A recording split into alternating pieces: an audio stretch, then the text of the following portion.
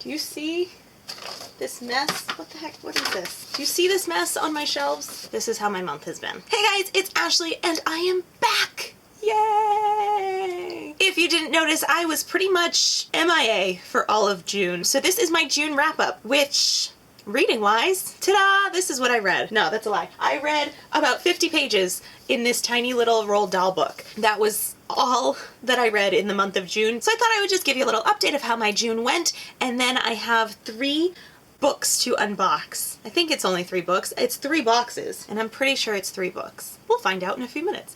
So June was a crappy reading month for me. I knew it was going to be, but it was so much worse than I thought. And as far as my time spent on YouTube, it was a little worse than I thought too. I thought that I'd be able to make like a video, and that didn't happen. And I didn't watch anybody's videos during the month of June. It was really sad. I missed you guys a lot. So I've been slowly trying to catch up. So if there was a video that you made that you were really proud of this past month, please leave it down below so I can go see. I'm slowly trying to catch up with everybody, but it's like, it's a process. So where was I? The month of June was crazy busy for me. If you don't know, I am a children's minister, and so one of my jobs is to run our Vacation Bible School program, which is a week-long, basically like a day camp program for kids. And so we, at my church anyways, go from 8:30 in the morning till noon. We have songs and a Bible lesson and snacks and crafts and games and all of this fun stuff. And that kind of is really simplifying it because we just go over the top. It's like the funnest thing of the year for these kids. Every year I have multiple kids will come up to me and say, "So we're coming back on Monday, right?" And I'm like, no, you're not. This year I actually had parents come up and be like, "So you're doing this every week, right?" And I was like, no, because it is a lot of work. I had 97 kids come this year, which is our biggest year yet so far in the 11 years that I've been doing this. And I had 30 volunteers, and so I'm just in charge of everything. And this year, the curriculum... I just need to rant for a minute, okay? Just bear with me, because I'm just gonna go all out ranty here. So there's different companies that put out VBS curriculum, and what they'll do is they'll come up with this really fun theme, and they'll give you all sorts of decorating ideas and the Bible lessons, and they'll give you craft lessons or projects or science projects to do instead of crafts. They'll give you a list of games, and everything that you need to run the program will be in this box that you order. So I've been doing this for 11 years. This is the worst program that I have ever used. It was called The Conquerors. It came from Bogard Press, and I think I read somewhere that they're new to the VBS game. They need to step it up, no matter if they're new or not. It was the worst program I've ever used, and I'm sorry if you're watching this from Bogard Press, but the music was really lame, and I knew that going into it. It was kind of like 90s preschool is how I've been describing it. It was just really hard to listen to for anybody over the age of 3. And so I knew going into it, okay, I'm gonna come up with my own song list, and that was fine. But then I got the program. Now, keep in mind, these programs cost almost $200. So I paid the $200, well, the church pays, and I get this box, and the decorations are great, the theme is really cool, the Conquerors, we're gonna be steampunky and on an airship.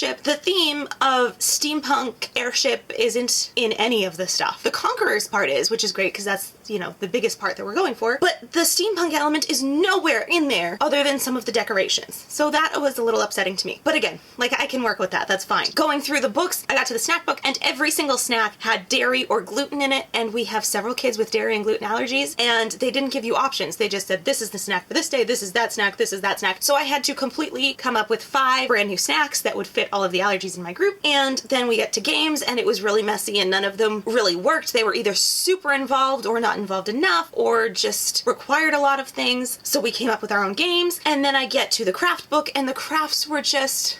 they were either really boring, not practical, or cost a whole bunch. One of the crafts they offered was really nice. It was a shadow box, but do you know how expensive a shadow box is? Especially when you're talking about buying 100 of them for 100 children? That's insane. So I had to come up with all my own crafts. But then I get to the Bible lessons, and they weren't Bible lessons. It was literally 2 pages of teacher devotional with all this in-depth background about every detail of the person's life, and then you get to the Bible story, Bible application part, and it literally said, read through the Bible account and the Bible background and decide how you want to discuss this with your group.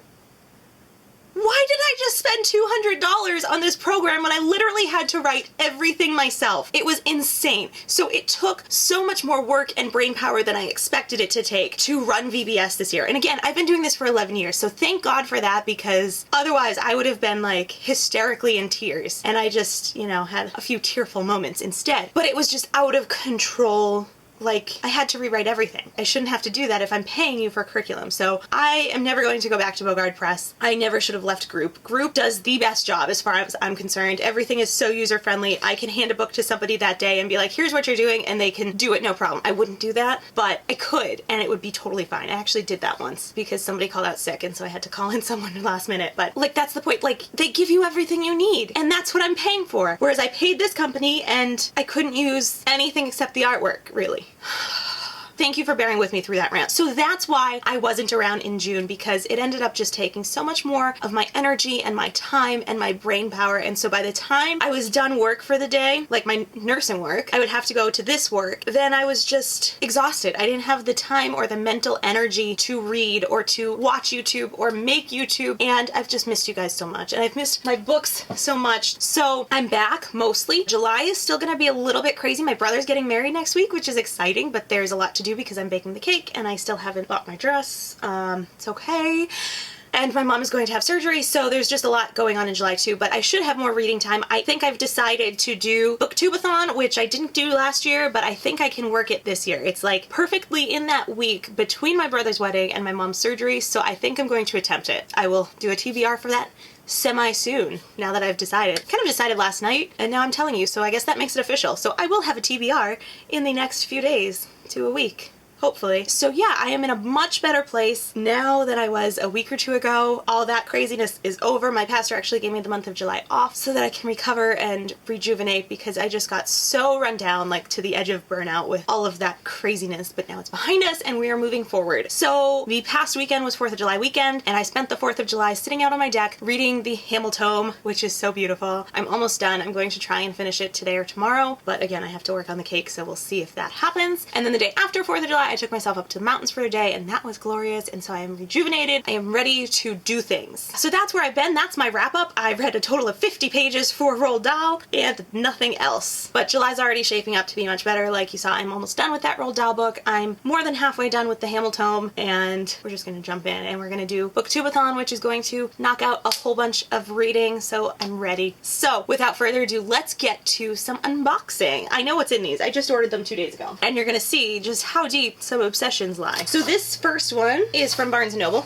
Ow! Oh, I'm ripping out my hair as I'm trying to rip this open. Barnes & Noble had a 4th of July coupon online that was 24% off, which is a random thing, but I took full advantage and made a couple of separate orders with it. So the first one I got with that, I hate that they send all these stupid coupons for stupid stuff, was Alexander Hamilton by Ron Chernow. This is, of course, the biography that started Hamilton the musical and the Hamiltome and just kicked off that whole revolution. So in reading the Hamiltome, Lynn is always talking about how much this biography impacted him and how great it was, so I figured I should get it. Now, it's ginormous, and I don't usually read historical biographies, but this musical has me very intrigued, and so I thought I would give it a shot. How long is this? Let's see. Looks like it's about 730 pages long. We're gonna try it. It might take me a while, but you know, I think everybody's kind of fallen under the spell of Hamilton. If it gets us to read more historical biographies and take a bigger interest in history, then I'm all for it. So we're gonna try it. I'm kind of scared